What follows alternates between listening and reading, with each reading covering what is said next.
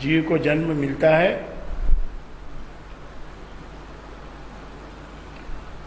ऐसा मैकेनिज्म बना दिया कि लगभग सबको ही उस लंबे प्रोसीजर में से गुजरना पड़ता है। प्रोसेस बहुत ही लंबा है।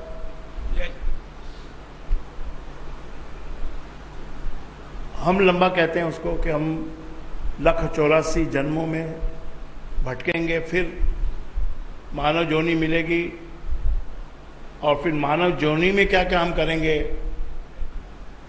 वो भी एक बड़ा प्रश्न बन जाता है। और फिर कोई एक ऐसी मानव जोनि होगी कि जिसमें किसी मोड़ पे, किसी मुकाम पे आके हम थक जाएंगे और गुरु उस वक्त प्रकट हो जाएगा। बस असली उत्थान मनुष्य का उसी क्षण से होना शुरू होता है जिस क्षण वो गुरु बनाता है।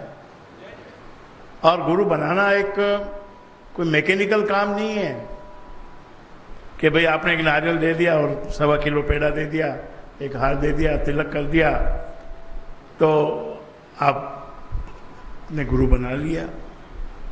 हालांकि वो भी करना पड़ता है, वो भी विधि है, विधि को भी आप पूरा तो करना ही पड़ता है। दुनिया से डरना क्या, भाई ने अभी आपको बहुत अच्छी बात सुना है कि दुनिया से डरना क्या, लेकिन याद रखना दुनिया से डर के ही चलना पड़ता है। वो आलम जो इसमें बताया है वो आलम अलग है।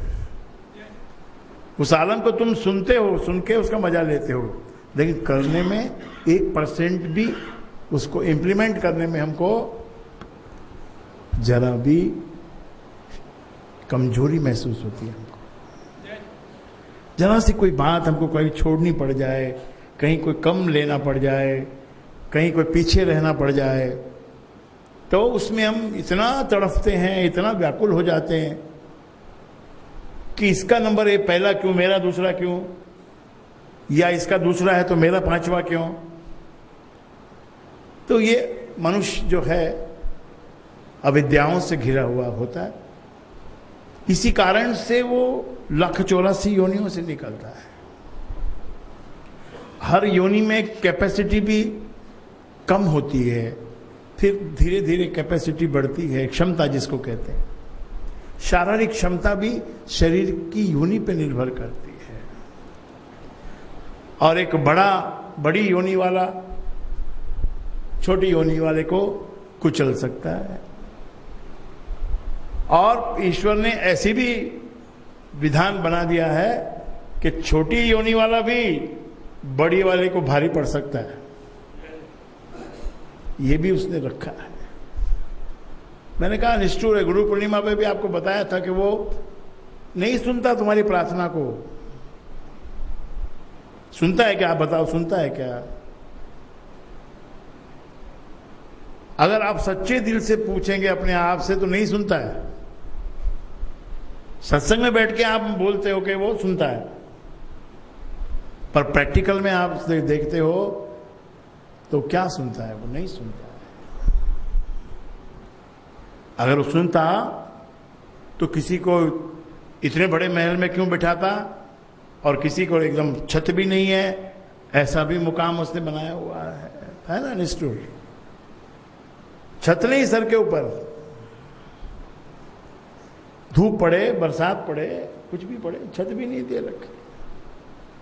और एक के यहां पर इतना बड़ा मकान दे रखा है कि उसमें वो एक दिन में घूम ही नहीं सकता है, एक दिन में सारे कमरे नहीं देख सकता है ऐसे मकान थे, अभी भी हैं।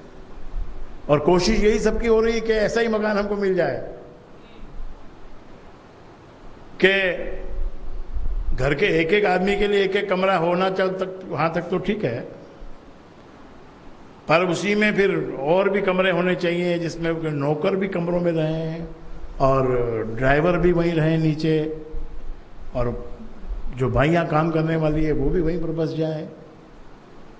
ऐसे कितनी अविद्या से हम घिरे हुए हैं। क्या क्या टारगेट हमने बनाए हुए हैं। टारगेटिंग करते समय हमको कोई गुरु से लिया हुआ ज्ञान को हम ध्यान में रखते ही नहीं है। Always think of big and high, big and high, big and high.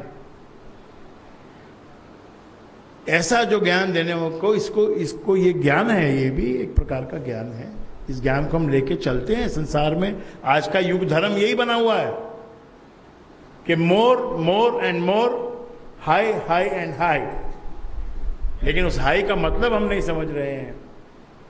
When you have to target yourself for something high, इसका मतलब ये नहीं है कि तुमको कोई 110वें माले पे जाके अपना घर बनाना है। हाई का मतलब वो नहीं है। घर तो 110वें माले पे हो तो भी ठीक है, और केवल 10वें माले पे हो तो भी ठीक है, और जमीन पे हो तो भी क्या बुरा है। जो 110वें माले पे रहते हैं उसको बातचीत कभी की उनसे, आपको कैसा लगता है इधर? बहुत बढ़िया है फ्लैट, बहुत अच्छा है। 110वें मंजिल पे ऐसी हवा आती है कि खिड़की दरवाजे खोलते ही ऐसे भगा पक पक पक पक हवा आती है, एकदम सुंदर। तो फिर अभी चैन है आपको, अभी ठीक है, सब बढ़िया है, यहीं रहना है आपको। अभी आपकी जनरेशन यहीं सब रुकी रहेगी, ठीक है। आपके हिसाब से 110वें मंजिल पे हम रह रहे हैं, लेकिन हमारा मन करता है कि जू पे बंगला हो। जू पे बंगला तो जमीन पे होगा।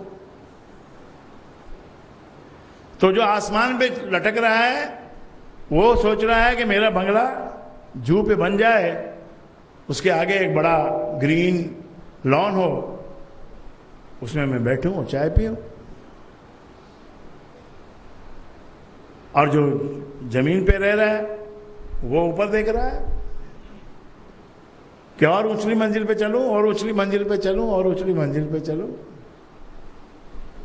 भैया ये सफर करते करते जिंदगी निकल जाएगी, और कितनी निकल जाएंगी, एक जिंदगी नहीं, हजारों जिंदगी निकल जाएंगी, लेकिन तुम उस हाई को नहीं पहुंच पाओगे जिस हाई को तुमको जाने के लिए तुमको बनाया गया है। High is not physical high.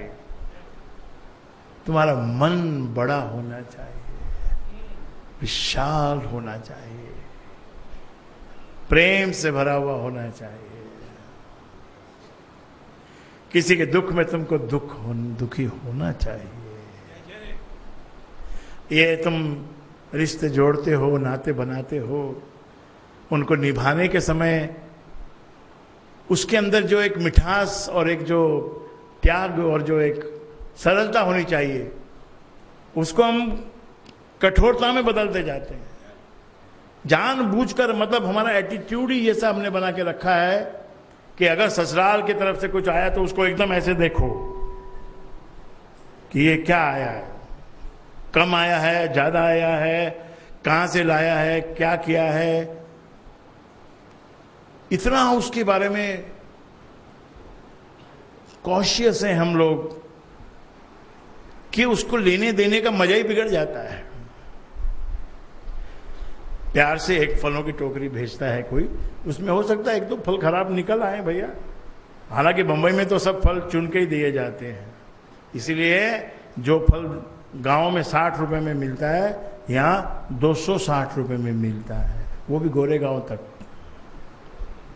Goregaon तक 260 में, लोखंड वाला में 300 में, और नेपेंसी रोड में 500 में। तो ये कितना हमने डिवाइड कर दिया अपने आप को कि ये वो एरिया है जहां पर 1 लाख रुपया फुट का भाव है और ये 2000 फुट का भाव है। तो परमात्मा ने खेलने के लिए तुमको दिया ही है, छूट दी है, जन्म दिया है, शक्तियां दी हैं, विकार दिए हैं, गुण दिए हैं, 3 गुणों का मिश्रण बनाया है।